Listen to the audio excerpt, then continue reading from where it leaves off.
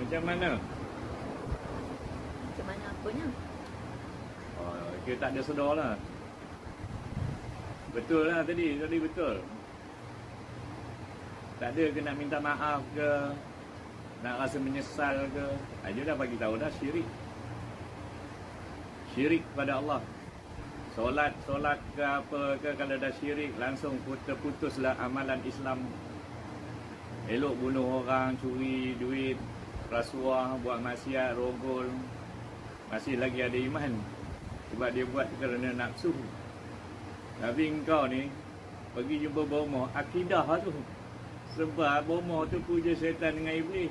Engkau pun dah tahu. Kalau pergi orang asli ke pergi siam, mereka akan minta iblis lah. Apa tujuannya?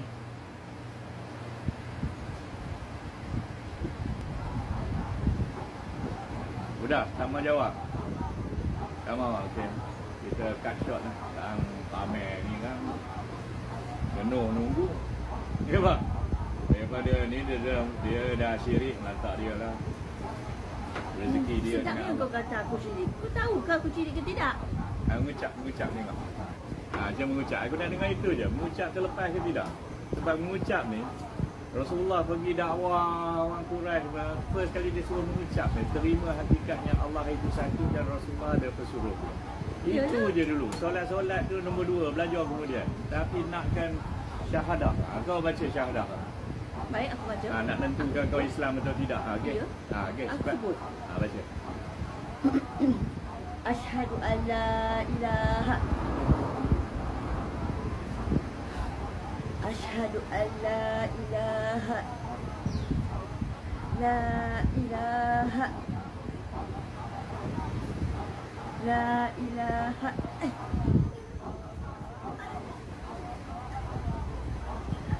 La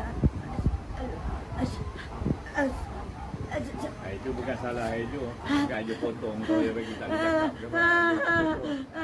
Itu akidah kau. Akidah kau dah tak ada. Allah tak bagi dah. Hidayah pun tak ada. Bukan salah itu kau lah. Tertewas dengan bisikan.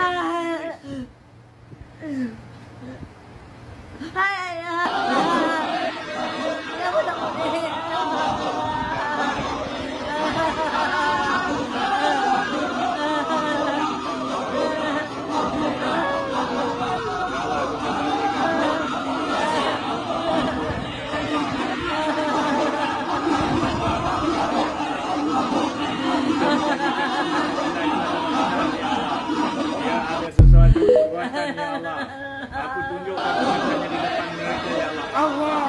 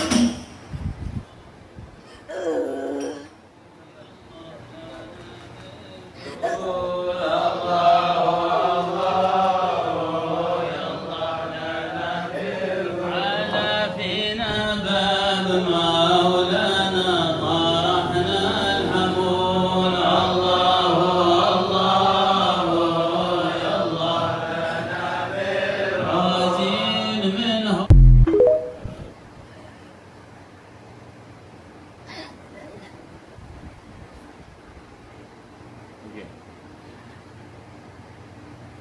Bomoh-bomoh dari dalam lambung.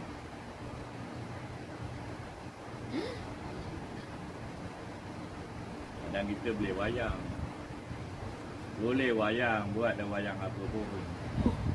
Roh tak boleh tipu ni. Itu alam kubur nanti. Bukannya siksaan jasad. Malaikat muka dan nangkir tu bertanya roh kita. Roh tak boleh tipu. Kalau pergi depan hakim pun mahkamah syariah ke mahkamah apa ke, you boleh tipu. Sebab mulut tu dia nak dengar suara you kata ini betul ke tidak, betul ke tidak. You boleh tipu. Dan hakim-hakim tu, magistrate tu, dia akan dengar je. Bila dia akan buat judgement. Mungkin ada peguam bela, peguam cara akan bertanya-tanya.